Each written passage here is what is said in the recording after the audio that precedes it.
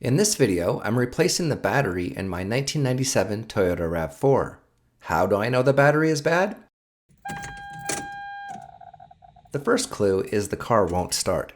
I already charged this battery last night, and now it's at 10.2 volts and 0% capacity. Let's charge it again. Now the charger says battery failure.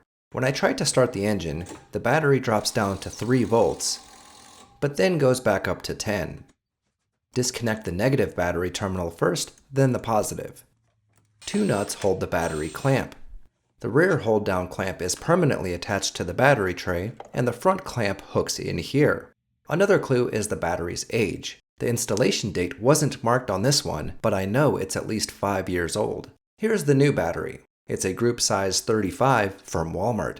Make sure to write the date on your battery if it doesn't already have a date sticker. Save the receipt in case the battery goes bad and you need to use the 3-year free replacement warranty. The Wal-Mart Everstart Maxx battery performed the best out of all the flooded lead-acid batteries tested by Project Farm 4 years ago. I hope it's still the same battery today.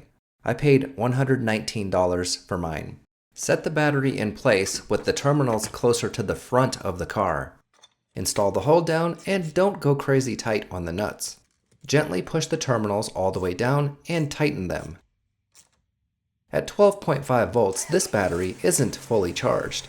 The voltage dropped to 11.2 while cranking, then up to 14.7 because now the alternator is charging the battery.